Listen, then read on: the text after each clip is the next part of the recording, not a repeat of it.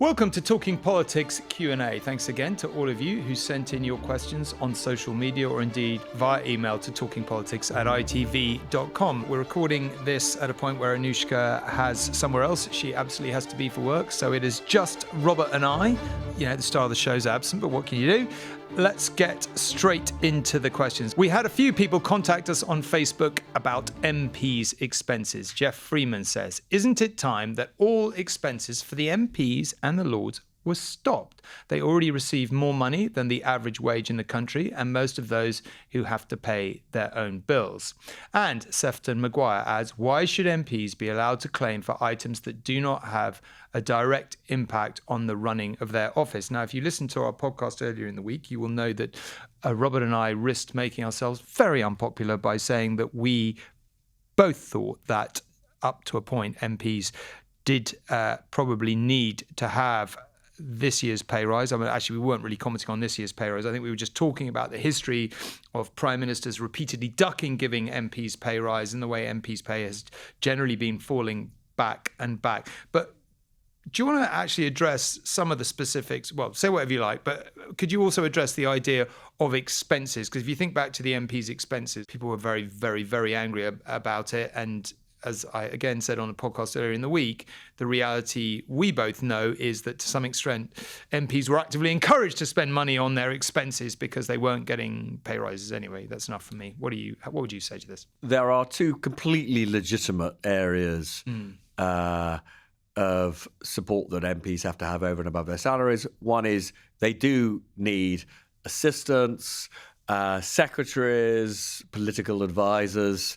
These are normally young kids, but they still need to be paid. The system of, basically, taking these people in as interns and not paying them is wide open to abuse. So, I do think that they need to have decent budgets to get the kind of administrative and political support that I think is completely reasonable.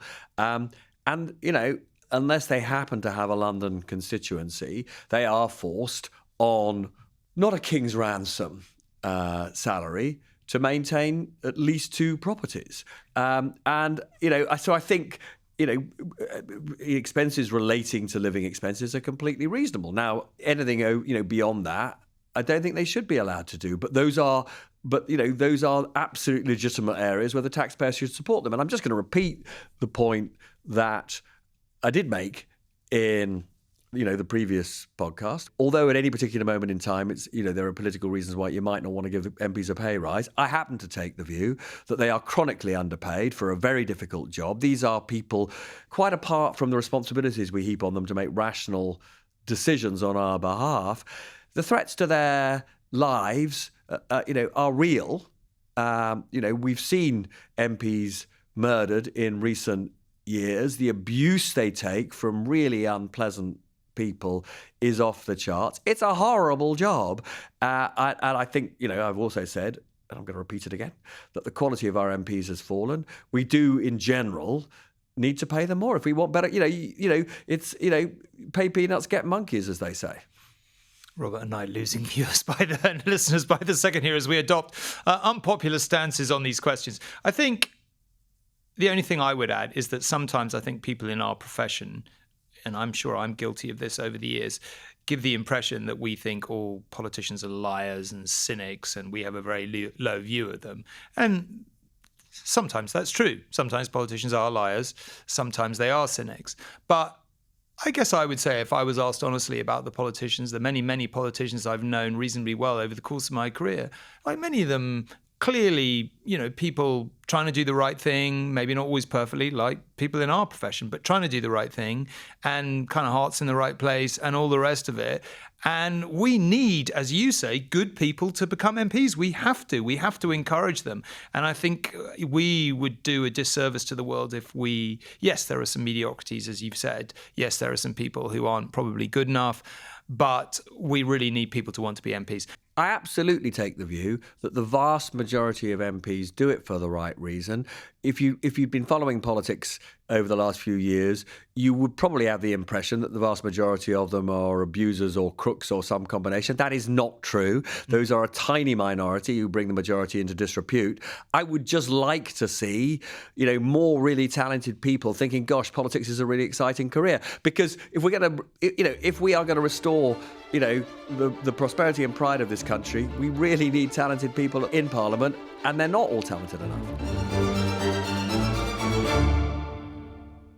Catherine Salt emailed asking, do you think Trump is grooming and positioning his sons to run for the presidency in 4 years to ensure a Trump presidential dynasty and the extreme MAGA movement continues? James Carville, the great Democratic strategist, keeps saying the Democrats should just play dead and watch MAGA implode. Other people say that's completely the wrong strategy and the Democrats need to be on their feet. But I suppose in terms of the worldview, we're so new into this administration. MAGA may end up dominant at the end of it, but actually it's by no means clear. And of course, it's a bit early to say, are we fed up of Trump and therefore we don't want his sons? Are we fed up with Vance and therefore we don't want him? 2-3 months, whatever it's been, has felt like 5 ages so far. Can you imagine what 4 years is going to feel like? And we don't know what people are going to think at the end of it. If Trump is sort of fit, compos mentis, available in 4 years' time, he's not going to leave the White House willingly, right? So, is he the kind of person who would say, "Oh, it's fine, my son's going to replace me"? No, he's not, right? He loves being president, and although I naively think the U.S. Constitution will prevail, he'll leave at the appointed hour at the end of his second term. I'm pretty sure there's going to be a period of chaos and crisis as he attempts to prevent that, right? So I think that would be the first thing I'd say.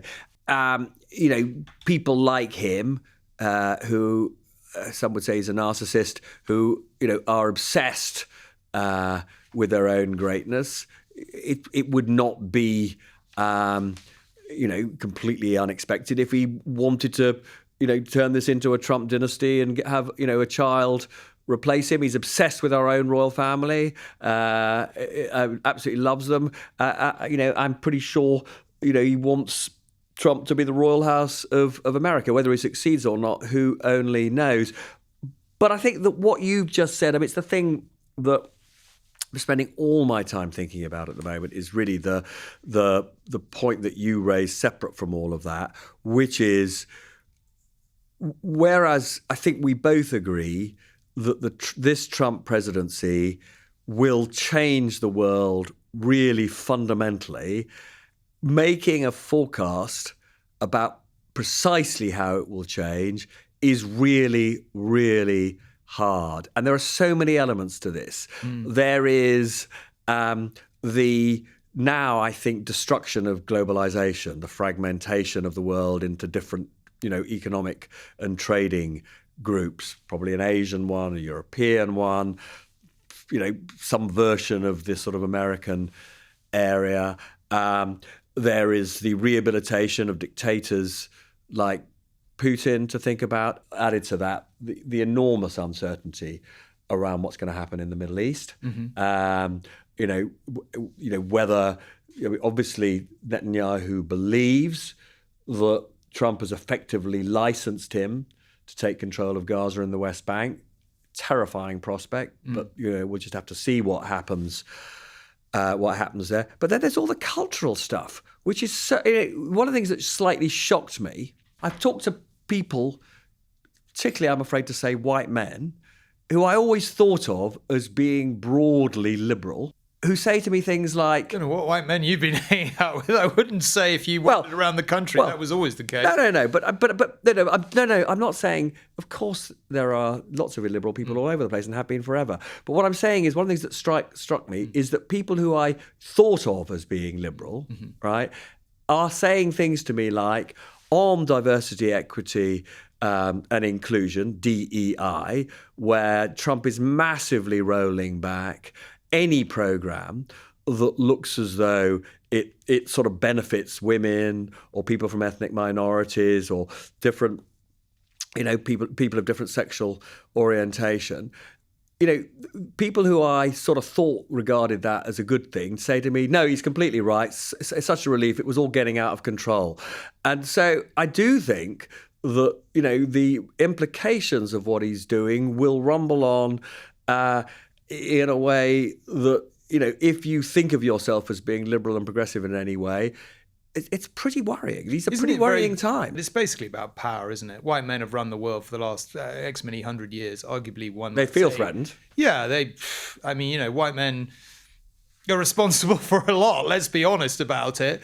And, they see their position being threatened, and a lot of them, one might argue, don't have the imagination to see that, if you've not had the right opportunities for all this time, then my lord, it's overdue. No, but it's the way that they've it's the way they've lied to us over the last few years in claiming to be champions of diversity, equity, inclusion, and they now said, "Oh, thank God, I can stop lying about whether I care about women being in top jobs or care about my black colleagues being in top jobs. I no longer care, and that's great." And I find this so depressing. Well, it seems absolutely bizarre. I wonder if there'll be a backlash against that. I mean, as in there has, I think almost everyone would agree there have been improvements over the last, 10, 20, 30 years, 40, however long you want to go back, where people who have been underrepresented in senior roles in all kinds of places, women, ethnic minorities, have moved forward gradually. Obviously, white men, certainly in America, are sort of digging in and trying to roll that back. But I mean, it's not stoppable, surely. So I just wonder. Well, I hope it's not, but it is. But it is. There will then be a huge backlash against that. But it is being slowed down. And the thing that I find really appalling about the attitude, particularly of the white men who are supporting this, is that actually goes against any rational experience. So when I started in journalism, I remember the first big newsroom I was in. It was the newsroom of what was at the time thought of as being a very liberal, progressive paper, The Independent, and literally I was just surrounded by white men, right, with about a couple of exceptions, right? These days, whether it's ITV News or if it's the team for the Peston show, right, broadly, those teams are young, often dominated by women, often, very significant proportion of people from ethnic minorities. And these are the most creative, exciting teams I have ever worked with, right? There is no question in my mind that the quality of people that I work with as a result of deliberate policies to help people from the backgrounds that were normally discriminated against has created a way better working environment and way higher standards. And I think that is objectively something that we can all,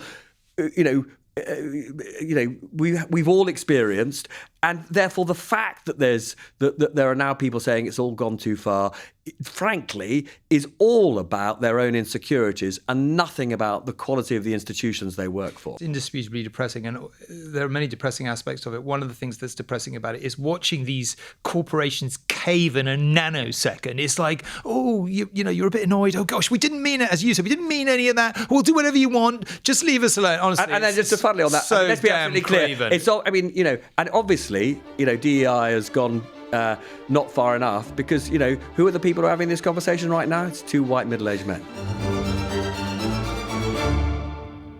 We've got a couple of really good final questions. The first one really only needs a one-line answer, I think. Malcolm Knowles on Facebook says, Harvard economist John Kenneth Galbraith gave us the phrase, the age of uncertainty. What age are we living in now? The age of chaos, I'd say. What would you offer? Well, the age of either grotesque uncertainty or, as you say, of chaos, yeah. Okay. And finally, Sandra from Hertfordshire says, fun and politics do not go in the same sentence. Agree or disagree? Sandra, that's a good question. I kind of disagree. I think I was political editor for 10 years. Robert has been political editor for 10 years now and was political editor of the FT, has been covering politics for many, many, many years. I guess we've all got long experience. I've got to say I have loved every second of covering politics, and I think it is often funny and fun. And, there's people, William Hague wasn't a great leader of the opposition, but he was witty as hell. And sometimes listening to his speeches was really enjoyable. even the likes of Tony Blair could be pretty funny at times. I think there's a lot of wit around. I mean, my all-time favourite quote is from Disraeli, who was asked at some party to define his great rival, of course, was Gladstone and the great Liberal Prime Minister, and he was asked to define the difference one day at a dinner party between a misfortune and a calamity, and he said, well, if Mr. Gladstone were to fall into the Thames, that would be a misfortune, but if someone were to pull him out again, now that would be a calamity. And for some reason, that just always makes me laugh. And there's Churchill's endless quotes with political insults. I think there's a lot of fun in politics, and I find covering politics fun, and I think you do too, or do you not? Yeah, no. Look, I don't want to trivialise politics because it matters, particularly in this age of chaos. How our leaders conduct themselves, the decisions they make, do matter. But, do I feel unbelievably privileged and lucky to be doing what I do, which is to basically try and understand the challenges we face and try and make an assessment of, whether we've got the leaders we deserve and they're making the right decisions. Look, when I wake up in the morning, even though the world is scary and difficult, I do think to myself, wow, another exciting day. So whether you call that fun or not, for me, maybe I lack imagination, but I can't think of anything. You definitely don't lack imagination. But I can't don't think of anything more satisfying and, therefore, to use that word, more fun to be doing. Well, listen, I will be away for a few weeks now, just so you know. Speaking of fun, you may remember, some of you, I wrote a novel some years ago about imagine if you were the MI6 officer who knew that one of the people who might be Prime Minister was a Russian asset. Crazy idea, one might say. Now, ITV are turning it into a drama. We just announced today the cast: Gemma Arterton, Rafe Spall, Roger Allen, and many other great actors, directed by Oscar winner James Marsh. We're about to start filming any day now, so I'm going to be off for the first 2 weeks of filming. I'm pleased to say Robert is in it. He's very kindly agreed to play himself. Yes, but I've agreed. Yeah. Against my better judgment. Yeah. Anyway, so we'll tell you all about that when it's coming. Anyway, we will be doing Talking Politics with Dan and Laura on Monday, and then Robert and Anushka will return next Wednesday. I will be back very soon. Thank you very much for listening or watching, whatever you were doing. But for now, have a great weekend.